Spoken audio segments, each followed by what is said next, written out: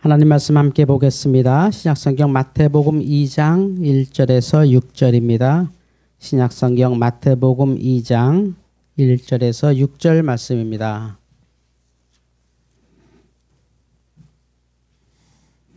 마태복음 2장 1절부터 6절입니다. 이 말씀은 하나님의 말씀입니다.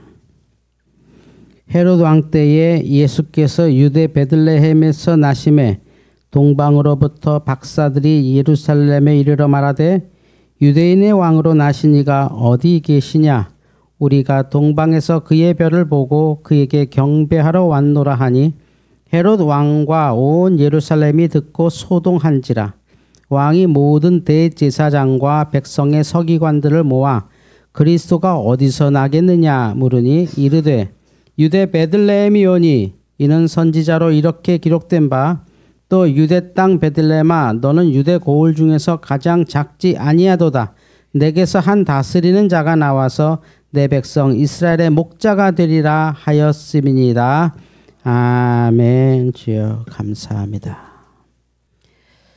성탄절하면 떠오르는 가장 큰 이미지가 바로 저 그림이겠죠. 동방 박사들이 별을 따라 어디론가 긴 여행을 합니다. 저 동방 박사들은 페르시아 지금으로 따지면 이제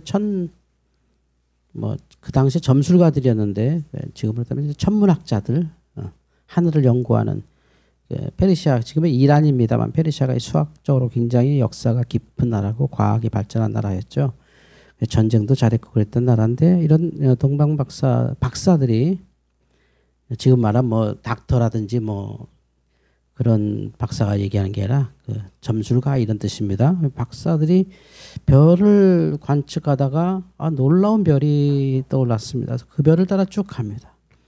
근데 과학적으로 보면 어떤 누구도 사실은 별을 따라갈 수는 없습니다.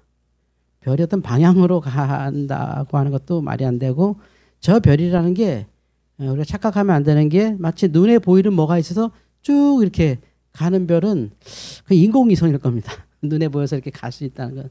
우리 눈에 들어오는 별은 사실은 수많은 은하계라든지 수많은 천체가 모여서 하나의 작은 점이 돼서 지금 우리 눈에 들어오는 거죠. 우리가 볼 수 있는 별은 태양과 달밖에 없습니다. 우리 눈으로 직접 볼 수 있는 별은 실제 태양과 달밖에 없습니다. 태양은 볼 수 없지만요.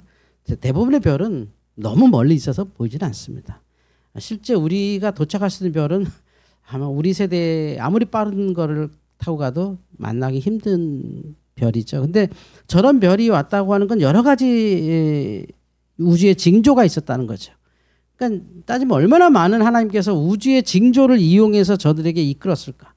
해성이었는지 운석이었는지 뭔지 모르지만 이들이 계속 보고 따라올 정도면 얼마나 많은 우주의 대격변이 있었겠는가 라는 생각을 하게 합니다. 어마어마한 저는 과학적으로는 잘 모르는 사람입니다만 큰 사고가 났는지 우주에 무슨 일이 있는지 하여튼 이 페르시아 동방 박사들에게 보이게 하려는 예수님께서 저기에 누군가 태어났다. 그 당시에 그들은 예수라는 걸 몰랐죠. 그냥 이 땅에 대단한 사람이 태어나나 보다. 이건 보통 일이 아니다. 한번 따라가 보자고 그냥 목숨을 걸고 간 거죠. 갔는데 하여튼 어떻게 저 별이 그들을 이끌었는지 그 우주적인 사건이니까 우리 모르죠. 그냥 별 하나가 이렇게 쭉 이렇게 그들을 이끌었다. 그건 말이 안 되는 현상입니다. 그런 현상은 우주에 존재하지는 않죠. 존재할 수가 없고요. 그 말이 안 되고 그냥 어떤 그들의 눈에는 그렇게 보인 겁니다.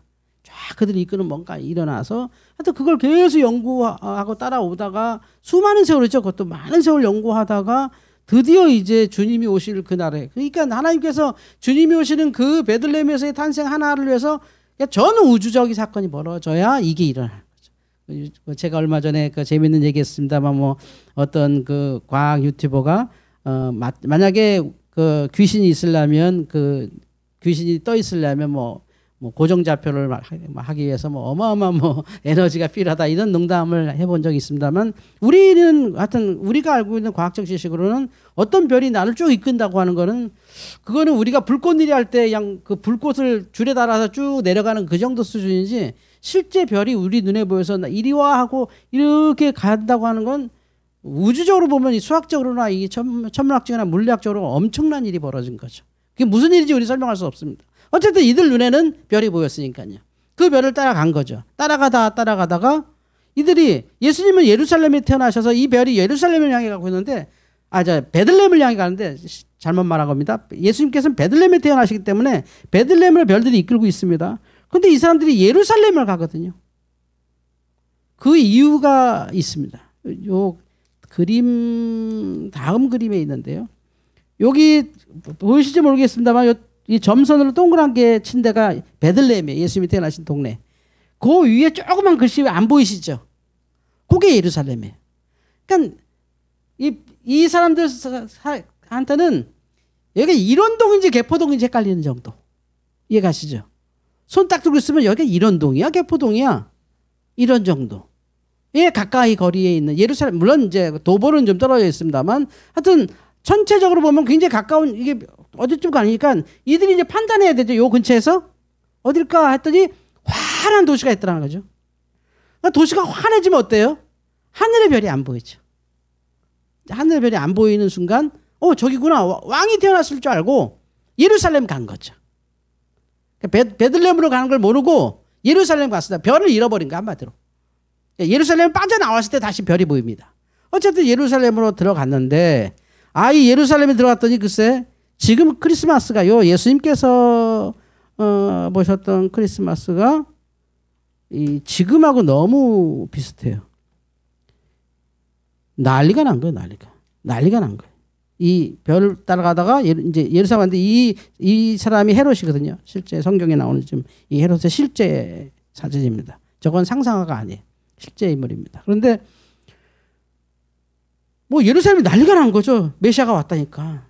뭐 구약 성경부터 예언했던 메시아가 왔다고 그것도 가령 뭐 선지자라든지 뭐 제사장이라든지 종교 지도자들이 자 이제 메시아가 왔다 그러면 저 사람들 항상 저 소리야 이러겠지만 뭐 페르시아에 뭐 한 번도 본 적 없는 박사들이 여기 어디 왕이 났을 텐데 이러고 들어오니까 여기 어마어마 왕이 오셨을 텐데 어디요? 이렇게 물어보니까 그냥 예루살렘이 소동하는 거죠. 뭐 난리가 난 거죠. 뭐 정권이 바뀌는 거죠.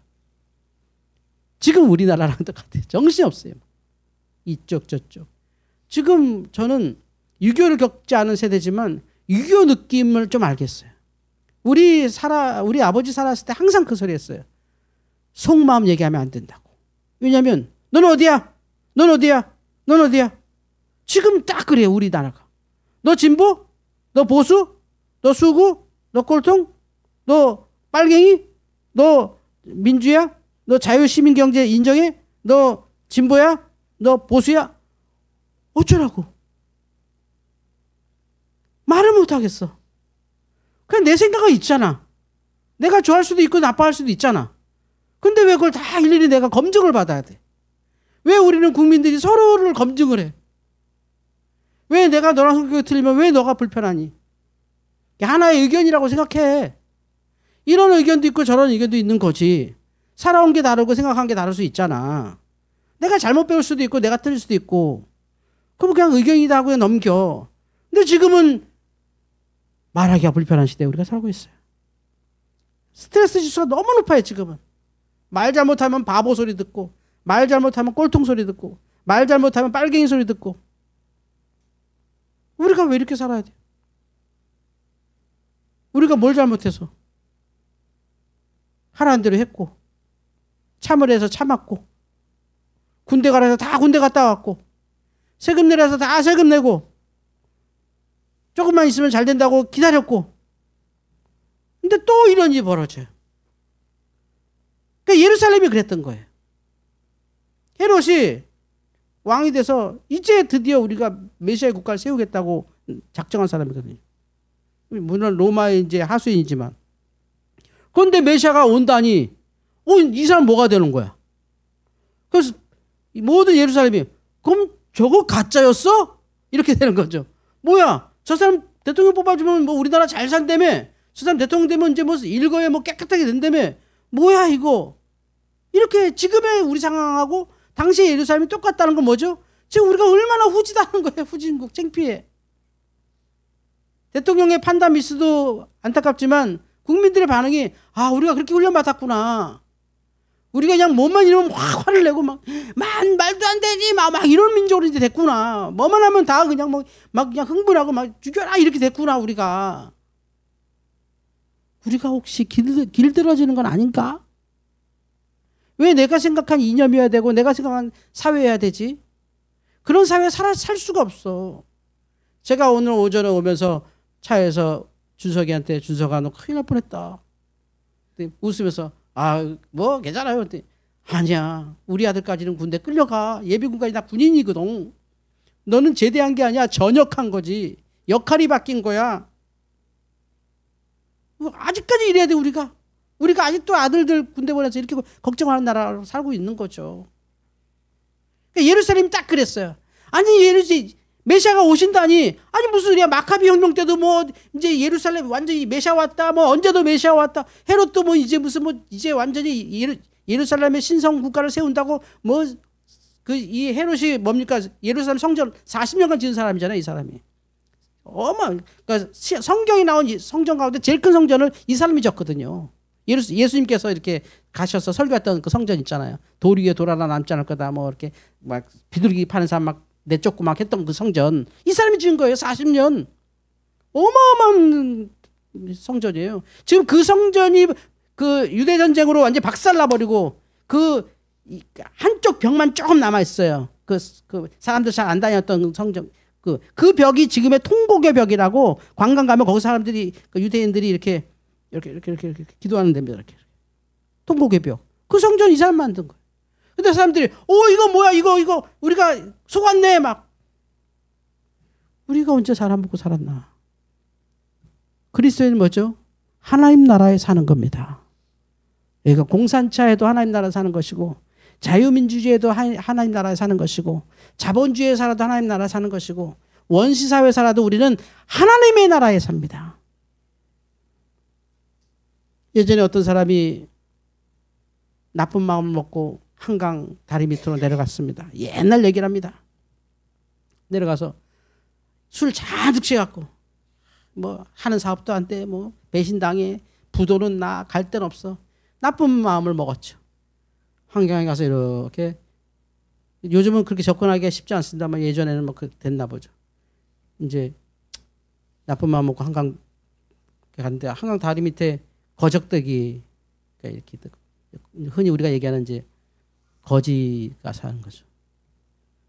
그래서 뭐 호롱불이 이렇게 돌아가는데 아유 저것들도 사람이라고 산다 하고 이제 이렇게 지나가는데 거기서 막 깎아대고 막 이렇게 애들 소리가 나요. 호기심 있잖아요. 야 이거 집도 아닌데 이거 사람이 살기 사는구나. 갔더니 뭐 애들이 막 좋아하고 난리 나고 뭐 그 두 부부가 막 애들하고 뭐 이렇게 뭐 감자 같은 거 삶아갖고 먹으면서 뭐 막 이래서 이렇게 쳐다보니까 깜짝 놀라는 거죠. 막 외지인이 보니까. 그러니까 나 지나가던 사람인데 무서워하지 마 했더니 어떤 꼬맹이가 감자를 이렇게 내미니까 야 너 먹어라. 더러운 손으로 감자 주니까 좀 뭐 한테 애가 주니까 또 먹고 싶어서 이렇게 먹고 싶지 않지만 받아서 이렇게 손에 들으니까 그 남자가 집주인이 잠깐 들어오세요. 그래 고개 숙여서 이렇게 들어서 앉아서 쭉 앉았는데 애들이 뭐 이제 엄마 옆에 낯선 아저씨 오니까 숨어서 이렇게 아저씨 보고 있고 감자 들고 있으니까 드세요. 뭐 누추해도 그냥 그래도 하나 드십시오. 했더니 이렇게 먹으면서 아까 뭐 이렇게 애들 막 웃고 자시고 하는데 난 좀 미안하지만 이런 거적대기에서도 나 웃음 나온다는 게 이상하다. 사실 미안하지만 난 지금 죽으러 가는 사람인데 나 당신들 이상해서 보고 난 죽을 거다. 그러니까 이제 그 집주인이 뭐 너무 좋은데 왜 안 웃습니까? 애들 잘 크고 하루 뭐 서울역에서 좀 구걸하면 돈도 생기고 또 일당 있는 데 가면 또 우리 뭐 일당이라도 해갖고 우리 조금만 더 모으면 우리 사골세 빵이라도 갈 수 있습니다. 뭐 이렇게 이제 얘기하는 거예요. 그러니까 정말 좋아요. 그러니까 뭐 좋죠. 뭐 애들 클 거고 뭐 우리나라 뭐 먹을 게 많아서 어디 가서도 굶지 않습니다. 뭐 구걸하면 주고 또 어디 가서 줄 수면 밥도 주고 내가 몸이 아파서 일은 못하지만 또 어디 또 내가 할 만한 일 있으면 또 하루에 뭐 돈 5,000원도 주고 뭐 이렇습니다. 그럼 이제 모아서 우리 좀 있으면 사골세빵 지금 보증금 생겨서 갈 것 같다고. 거기에 그 사람이 그냥 충격 먹은 거죠. 그래서 물어봤죠. 근데 아까 그 불렀던 노래가 뭡니까? 했더니 좀 크리스마스 아닙니까? 우리 크리스마스 노래 불렀다고 그러니까 미안한데 그 사람도 기독교인이었거든요. 기독교인도 아닌데 그 크리스마스 노래 불렀더니 우리가 왜 기독교인이 아니라고 생각하세요? 우리 교회 다녀요. 그래서 회개하고 돌아가 살았다는 거죠. 맞아. 그 어디나 하늘나라. 그 헤롯의 입장에서도 곤란하죠. 자기 권력이 흔들려. 큰일 났다. 진짜 저 사람들 말이 맞는 것 같아. 무슨 별이 떴대. 아기가 태어난대. 그 아기가 메시아가 될 거라네. 안 되지. 죽여야지. 그 아기 씨를 감춰야지 하고 전문가들 부릅니다. 종교 전문가들 불러서 말을 안 듣네. 네, 이 전문가들을 불러서 묻습니다. 대제사장 서기관들을 모아서 그리스도가 난다는 게 사실 성경에 있어요. 이렇게 성경에 혹시 그런 메시아 그런 예언이 있습니까? 했더니 이 사람들 딱 얘기해요. 미가에 있습니다. 하면서 유대 땅 베들레헴아, 너는 유대 고을 중에 가장 작지 아니하도다. 내게서 한 다스린 자가 나와서 내 백성 이스라엘의 목자가 되리라. 미가 5장 2절이죠. 이거를 딱 가르쳐줘요. 그러니까 써 있었고 다 알았어. 근데 아무도 안 믿었어. 그러니까 하나님께서 이 역사를 믿지 않는 페르시아, 이스라엘을 침략했었던 그 페르시아 학자들에게 보여주신 거, 강제로 이끄시죠. 그래서 이 헤롯이 이 애를 잡으려면 요 사람들 미끼를 써야겠다. 그래서 이제 그 사람들 가르쳐줘요. 동방박사한테.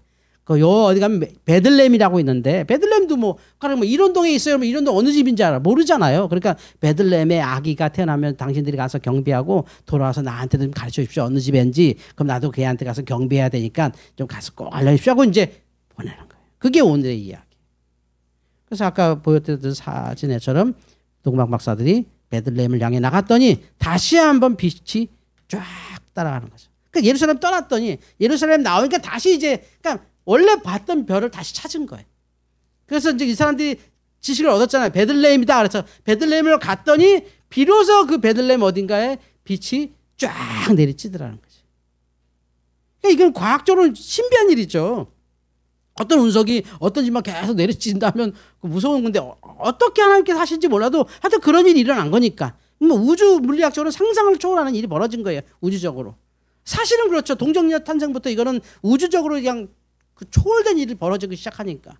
그래서 동방박사들이 그 비치는 곳에 딱 갔더니 웬 젊은이들이 아기를 안고 있는데 거기가 마구간이었다는 거죠. 그래서 첫 번째 크리스마스가 등장합니다. 성도 여러분, 지금 이 시대 크리스마스를 주님께서 우리에게 주신 건 딱 하나죠. 우리가 뭘 보고 살았나? 빛이죠. 빛. 주께서 보여주신 거. 그리고 내가 거적대기에 살든 좋은 아파트에 살든 월세로 살든 전세로 살든 잠시 거처하는 곳에 살든 하루 10시간을 일하든 13시간을 일하든 3시간을 일하든 그 어디나 하늘나라를 크리스마스가 가르쳐주는 거예요. 헤롯 대왕의 나라가 아니라는 걸 가르쳐주는 거예요. 크리스마스는 헤롯 대왕이 아니에요.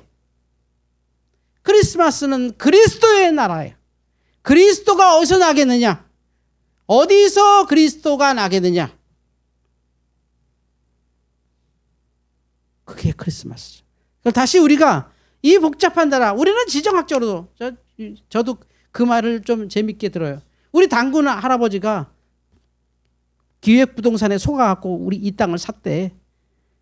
이거 석유도 안 나. 뭐도 없어. 그러니까 참 위치적으로 세계지리적으로 너무 복잡한 나라. 일본이 쳐들어와, 러시아가 쳐들어와, 중국이 짓밟어, 몽골이 그냥 짓밟어. 가만히 있으면 또 이제 바다 건너 미국도 왔어. 뭐도 왔어. 도대체 살 수가 없는 나라 도대체.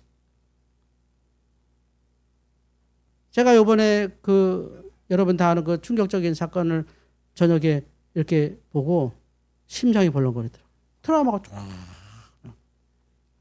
내가 중학교 때 일어났던 일을 또 보는 거야. 그래서 저는 이 북한에서 뭐가 있었다 이거 분명히 대통령만 하는 아주 심각한 일이 있구나.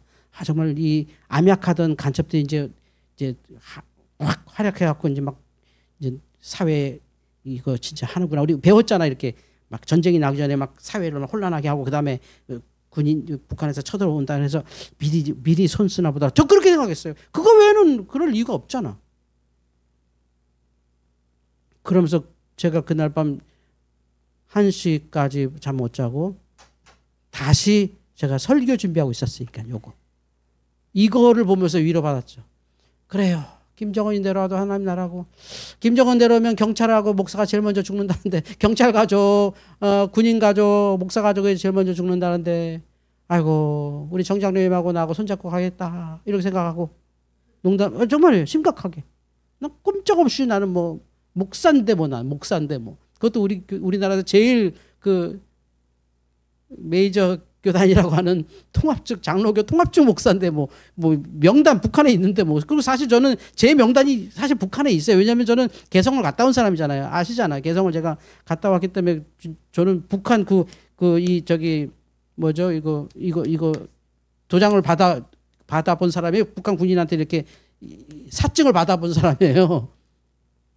그러니까 제 명단은 당연히 또 있고. 별로 상상을 안 하는 거죠. 워낙 어렸을 때부터 그런 교육도 받았고 그런 경험도 실제 했고 대통령이 외국에서 갔다 오면 제가 있었던 중학교 고등학교는 그 종로랑 가깝고 청와대랑 가까워서 맨날 동원 때도 종로에서 출석을 아침 7시에 종로에서 출석 불러 선생님들 쫙 해서 우리 종로 너는 종로서역 앞에 너는 YMCA 앞에 너는 종각 앞에 뭐 이렇게 반반 있어. 그래서 그냥 대통령 지나가면 막 태극기 들고 와 이거 했어요. 저 진짜 했어요. 와 이러고 있어요. 그냥 대통령 차가 쓱 지나가 빨리 지나가. 그래도 그거 서 있어야 돼. 와 이렇게 공항 가신다고 와 이거 했어요. 좀 그런 시대예요. 그러니까 얼마나 트라우마가 커요. 그리고 고등학교 때 K1 분해 조립 25초 안에 안 되면 이제 수행평가가 총 분해 조립 말이 돼? 총 이거 탁탁 해고 땅땅땅땅 해고 이상무 고등학생이 보세요. 제가 아직도 손으로 기억을 해. 방아쇠 뭉치 풀고 깔고 하고 탁 빼고 탁 하고 다 조립하고 뭐 이상무 다시 딱 거꾸로 역순으로 탁탁탁탁 땅땅땅 소리 하면 되는 거야. 그렇게 살았어 우리가. 그래 얼마나 드라마가 커요 그게. 나는 군대 가서 못 해본 걸 고등학교 때 했다니까. 난 군대에서는 설거지만 했어. 총도 안 쏴봤어 오히려. 고등학교 때 했어 고등학교 때. 그런 세대를 우리가 살았어. 그래서 제가 위로받는 말씀이 이 말씀이에요. 그리스도께서 어디서 나느냐. 이걸로 이스라엘이 버티는 거지. 유대 땅 베들레헴아 너는 작지 않다. 작다고 생각하지 마라. 메시아가 너에게서 나신다. 할렐루야. 우리나라가 이렇게 어렵고 이렇게 정치인들이 이렇게 서로 사본오일하고 그 속에서 우리가 살 수 있는 길은 오직 예수예요. 오직 예수. 왜냐하면 동구권에도 예수가 있었고 지금 러시아에도 예수가 있어요. 중국에도 예수가 있어요. 북한에도 지금 예수 있습니다. 여러분. 근데 우리가 뭘 걱정해요. 이 좋은 땅에서 기회가 널렸고 그래도 굶진 않고 편안하게 하루를 살고 오히려 재밌지 뭐 이런 일도 있고 저런 일도 있구나. 그래서 우리 그리스도인들은 하나님 나라에서 사는 겁니다. 그 어디나 하늘나라. 나라 위에 기도하셔야 됩니다. 윤석열 대통령을 위해서 기도하셔야 돼요. 이재명 대표를 위해서 기도하셔야 돼요. 그들은 지도자예요. 누굴 죽이고 누구 살리는 게 아니에요.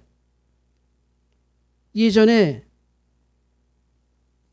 마오쩌둥이 늙었을 때 이제 권력이 힘이 없을 때 아주 괴롭혔던 반대 그 젊은이가 있었어요.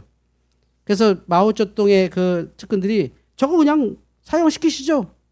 그랬어요. 마오쩌둥이 뭔 소리야. 제가 나중에 중국 먹여 살지 누가 알아. 나 또 지금은 손발만 잘라. 손발만. 그래서 그냥 같은 영웅시켜놓고 아무 일도 못하게 했는데 그 사람이 등소평이에요. 쬐끄만 사람. 전 살면서 저보다 작은 사람 별로 못 봤거든요. 등소평이 제 어깨만큼의 키가. 140 몇 센치니까. 그 사람이 바로 그때 사라지셨어요. 막 못했던 거 막 반대하고 막 그랬었어요. 공산주의 제대로 안 한다고.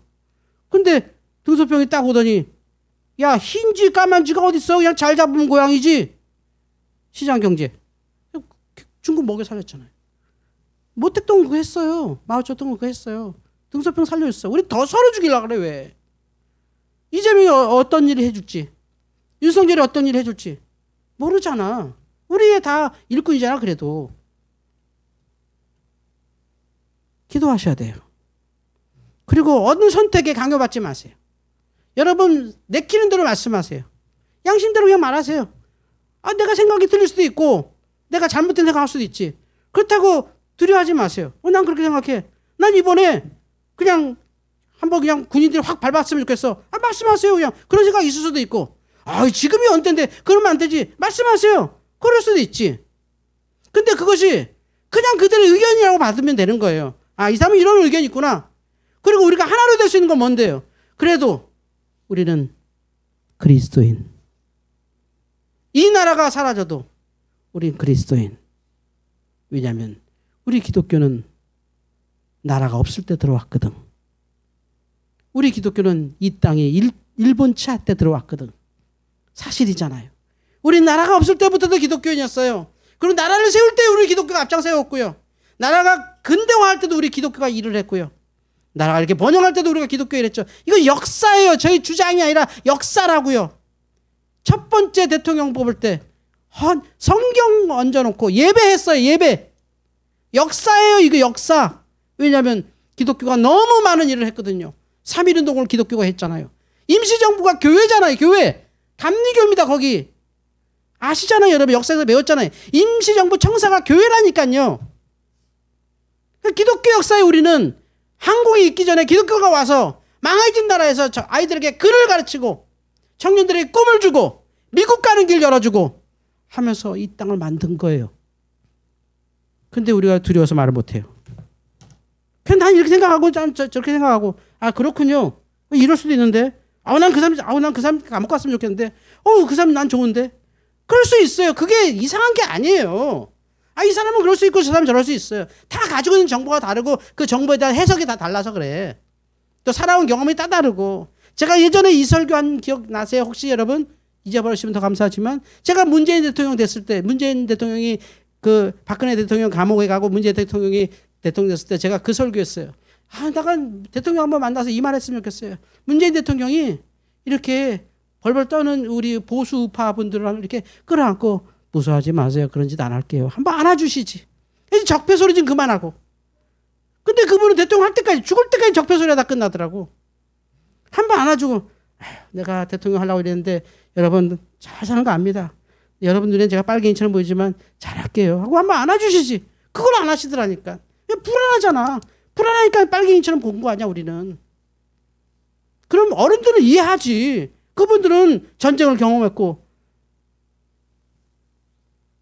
베트콩하고 싸워보고 김신조하고 싸워보고 그랬던 사람들이 당연하지. 또 우리의 대부분의 모든 남자들은 군대 가서 총을 쏴보고 방공교육 받고 당연하지. 나는 어렸을 때 오재미 할 때 그 운동했대요. 오재미 해요. 오재미. 이렇게 동그란 거 박 터트리기. 박 터트리면요.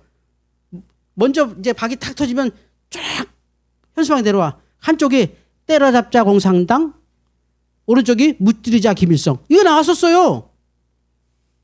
그렇게 초등학교 1학년 때 국민학교 때 그거 했어요. 딱 그죠. 와 이겼다 하면 때려잡자 김일성, 무찌르자 공산당 그거 했다니까. 그러면 우리의 불안이 없겠어? 그거는 의견이야. 의견. opinion. think가 아니에요. 견해라고요.